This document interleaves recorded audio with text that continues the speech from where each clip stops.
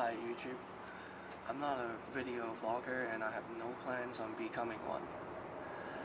The reason why I want to share this video with you guys is because I feel like there are more than me involved, more than one victims.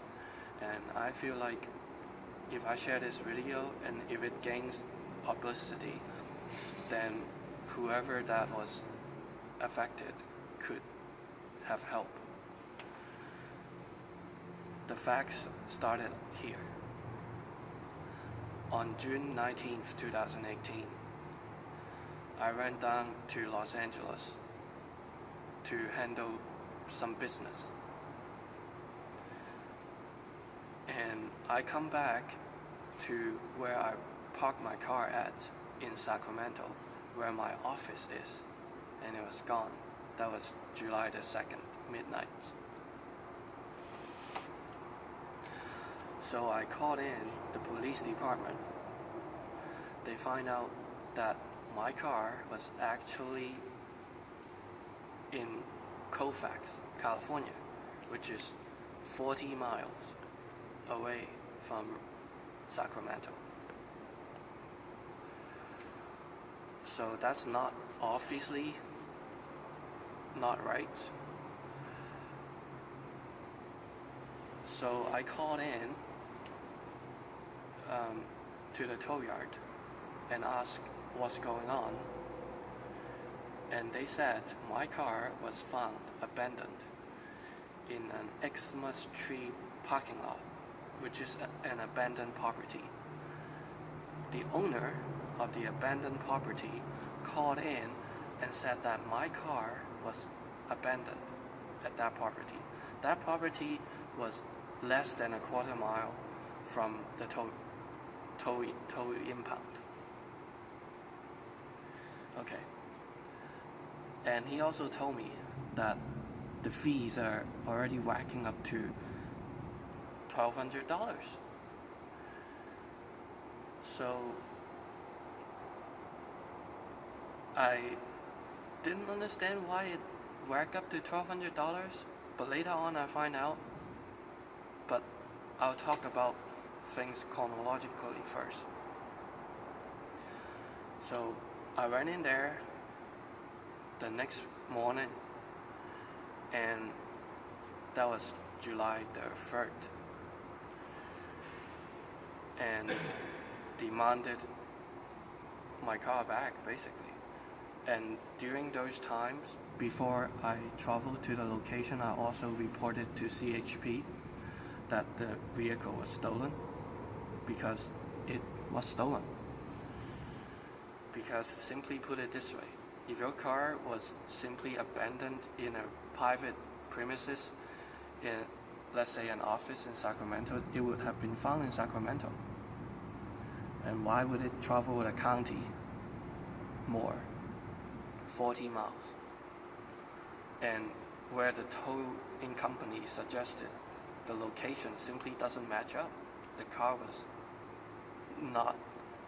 don't have feet, and you can't just walk there. Okay, so the police is there with me at the towing impound this is in Colfax. The towing impound is called Foothills Towing, California, is in California. Placerville police show up on the scene because the owner called in saying that I was trying to jump the fence to go inside and retrieve my car without permission.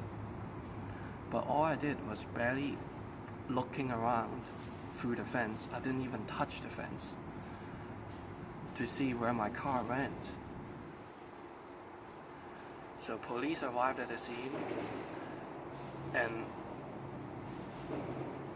the tow yard owners say that, well, in order for you to get it out of the compound, you have to pay $950 today. And I said I have to think about it. And I did think about it. The two policemen that showed up on the scene were witnesses to him saying $950.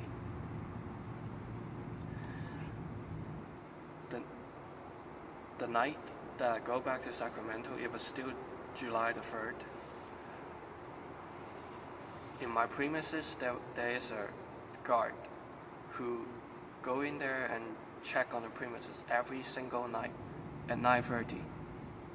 So I talked with the guard, and he told me something else interesting. He said that the guy, whoever that took the car, were there 2 or 3 days ago. This is, 2 or 3 days ago from July 2nd is either a Friday or a Saturday. It didn't really matches up with what the Foothills Towing owner were saying. The car has been there before Wednesday.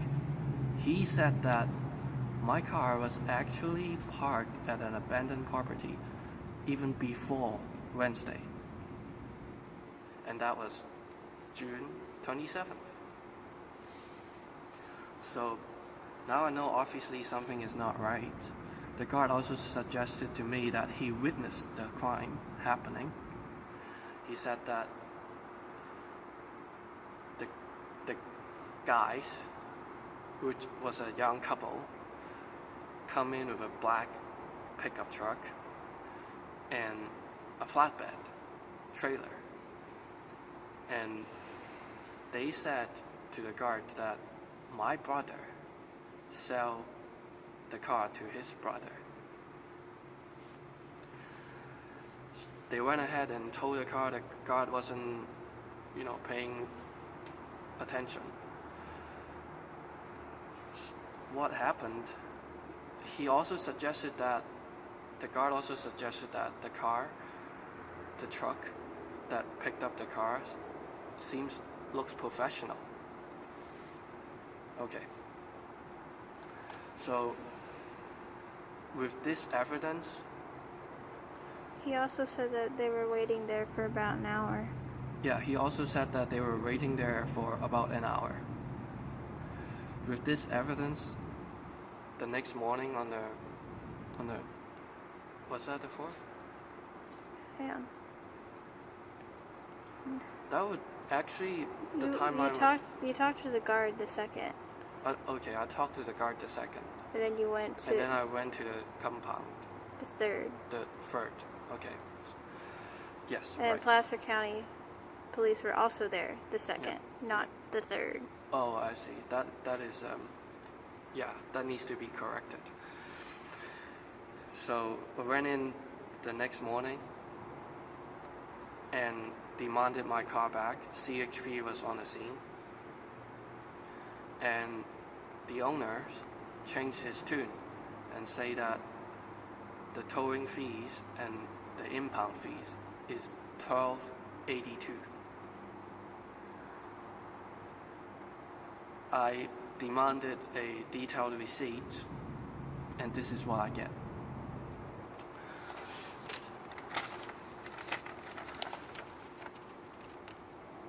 It has your card number on there. It is fine. Just, keep it steady.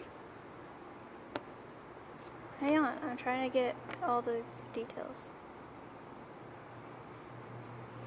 So he suggested to me that he needed 2 hours to tow my car less than a quarter mile to his compound, and said that he has to find a way to break in my car to prevent damage. Well, isn't it odd that someone else already stole it and somehow the car is still locked, apparently? Okay, let's not get to speculations. This is not about speculations. So I paid them whatever fee they were asking me to pay them. So I get the car out. I called my own tow guys, Associated Towing. They were from Auburn, California. They came in and took the car within 5 minutes. Because my car was a rear-wheel drive vehicle, it's nothing special like a four-wheel drive or all-wheel drive. Doesn't really need a dolly or anything. So all he needs to do was to pull it from the rear wheel, make sure the rear wheel is off the ground, and no damage will be done. He towed it all the way from Colfax to Sacramento for $250, $245. That was on the receipt. And later on, when we had a conversation, he told me my car was rolling on neutral and wasn't in parked. Okay, so he told me whoever that did it, and he also jacked the car up for me and Connected the linkage. Connects the linkage for me. He told me that whoever that did it knows how to disconnect the linkage, which, you know, either a mechanic or a tow guy really can have that type of knowledge. So the car is currently sitting in Maserati in Nilo, Arden Way in Sacramento, and damage was still being assessed. For all I've seen so far, the plate was yanked out of the front and the back, and the trunk was pried open. The door, the driver's side door key was, the keyhole was basically bent. My key couldn't even fit back in. And it looked like the driver's side door was also being tried to like pry open. And it looks like the driver's side door was also, yeah, you said it. So that's all the fact. Now here comes the speculations. By no means I'm pointing fingers. Who do you think would have already loaded a stolen vehicle on a trailer and already escaped the guard and have the plates pulled off from the vehicle? Would you think that they would kindly put my car in an abandoned property in Colfax? They were like, you know, like the movie Gone in 60 Seconds, home free already, basically. All they have to do, because they don't have the plates, police wouldn't track them down or pull them over. All they have to do is they just have to go to a remote location, go to wherever they want to store the car at, hide it, cut my VIN out from their windshield and the side, and find a salvage car that is the same kind, cut the VIN out and weld it together, and they would have a car that's legally drivable. And they could register under their name too, if they wanted to.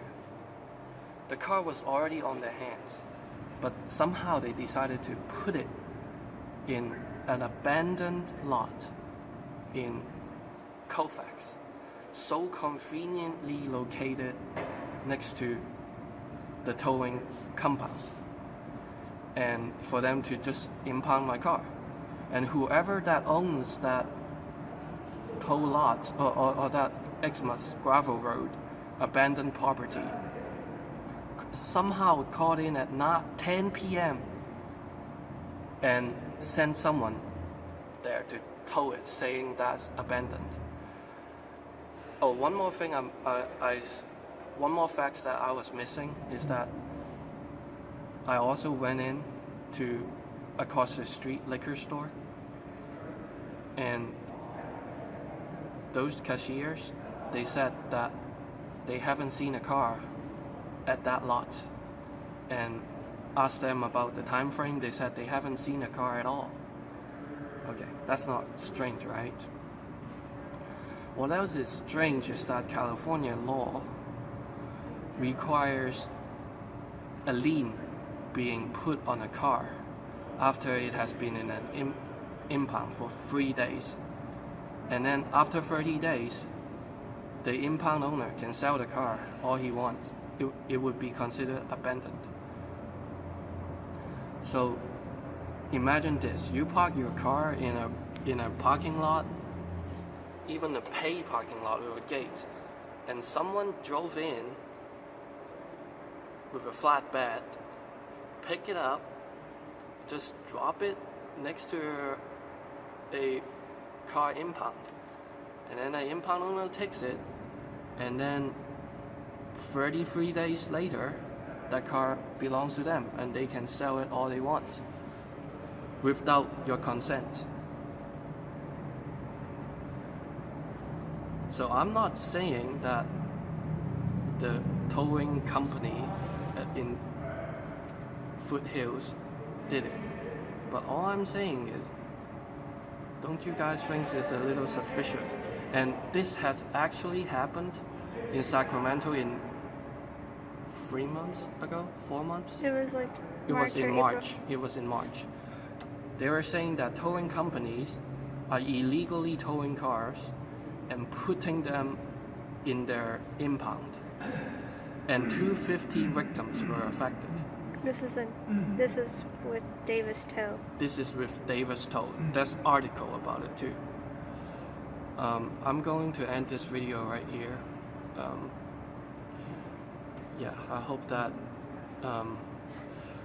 this would generate enough publicity to help me and help other victims that are involved in something like that, because oftentimes policemen side with the towing company because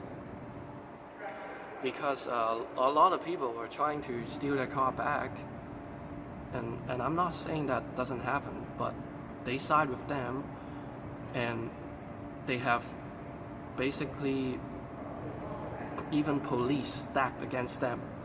You went in and talked to lawyers, they said they have nothing that they could do. But they also were like attorneys that were like familiar with these kind of cases. They were like, And with a lot of cars on the road right now, they are only worth like $1,000, $2,000. A lot of people are driving those kind of cars, and not a lot of people can afford to pay the fee, and a lot of them actually just basically sign it over to the tow truck impound. So other than that, they also sometimes, if you whack it up to the bills to like $1,200 for, say, your car is only worth $1,000, the victim, the stolen car owner, have to pay the other $200 regardless, or else it's just going to ruin the credit report.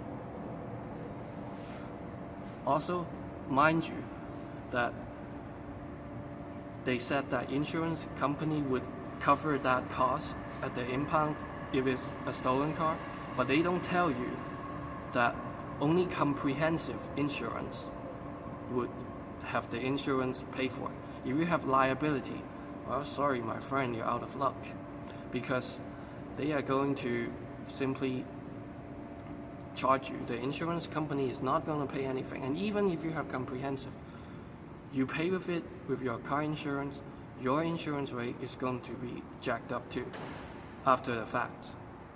It's basically just like a mortgage or a car loan. You don't have to pay for the fee all at once, but eventually it's out from your pocket. Yeah, I'll end it there. that's it. Yeah, that's it. That's enough.